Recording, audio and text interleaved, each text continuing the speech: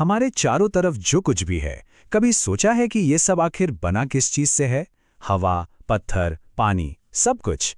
आज हम इसी के पीछे का विज्ञान समझने वाले हैं। तो चलिए शुरू करते हैं। अच्छा तो जरा सोचिए, बादल, एक पत्थर और जो हवा हम सांस में लेते हैं, तीनों एक दूसरे से कितने अलग हैं, है ना? एक तो इतना मुलायम, दूसरा एकदम सख्त और तीसरा वो तो दिखता भी नहीं। पर मजे की बात यह है कि विज्ञान की नजर में इन सब में एक बहुत बड़ी एक कॉमन बात है। और वो कॉमन बात है, ये सभी पदार्थ हैं, यानी मैटर। अब विज्ञान में पदार्थ की परिभाषा ना बहुत ही सीधी सादी है। कोई भी ऐसी चीज जिसमें वजन हो, मतलब द्रव्यमान हो, और जो जगह घेरती हो। बस सिर्फ ये दो शर्तें। किसी भी चीज में अगर वजन है और वो जगह ले रही है तो समझ लीजिए वो पदार्थ है। इसको समझने का एक बहुत बढ़िया तरीका है ये फुटबॉल का उदाहरण। सोचिए, एक पिचकी हुई फुटबॉल और एक हवा से भरी हुई फुटबॉल, कौन सी भारी होगी? जाहिर है हवा भरी हुई फुटबॉल। इसका मतलब साफ है, हवा जो हमें दिखाई भी नहीं देती, उसका भी वजन होता है और वो फुटबॉल के अंदर जगह भी घेरती है। तो हवा भी एक पदार्थ है। इससे ये बात साबित हो जाती है कि जो चीजें हमें दिखती नहीं वो भी पदार्थ हो सकती हैं।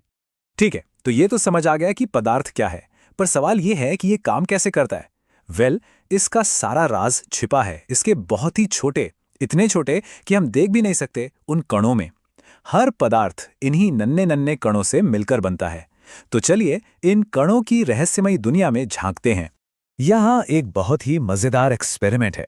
एक ग्लास में पानी लीजिए और उस पर निशान लगा दीजिए कि पानी कहाँ तक है। अब इसमें थोड़ा नमक डालकर घोल दीजिए।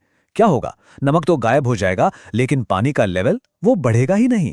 अब सवाल यह है कि नमक गया कहाँ?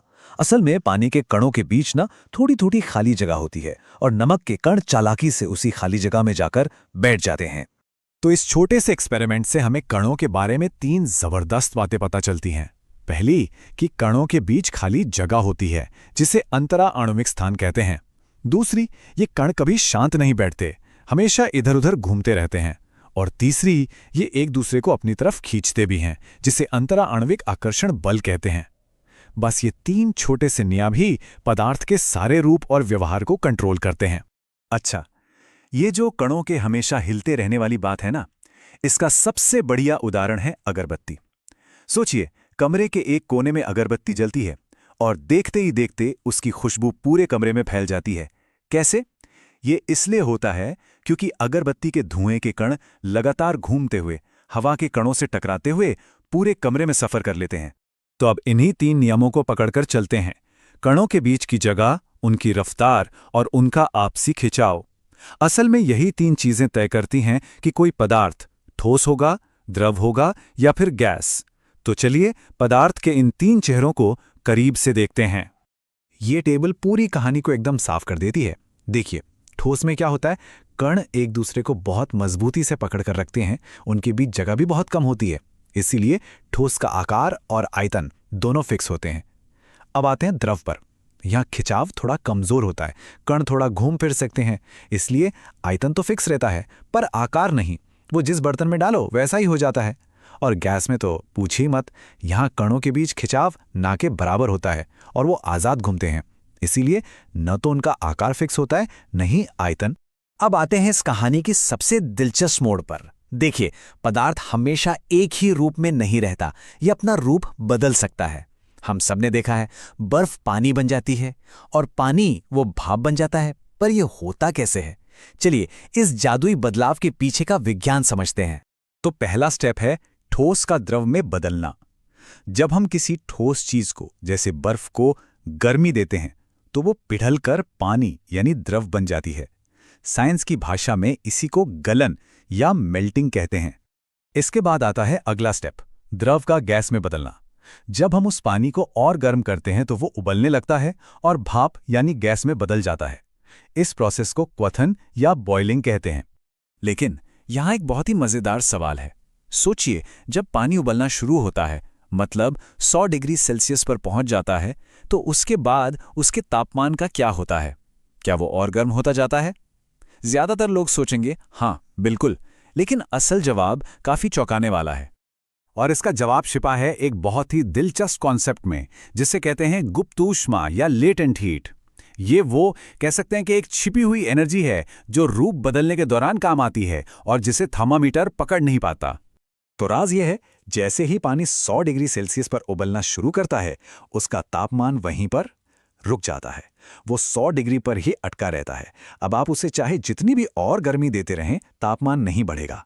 वो सारी की सारी एक्स्ट्रा एनर्जी अब तापमान बढ़ाने में नहीं, बल्कि पानी के कणों के बीच के बंधन को तोड़कर उसे भाप में बदलने में खर्च हो जाती है। तो गुप्त ऊष्मा की परिभाषा क्या हुई?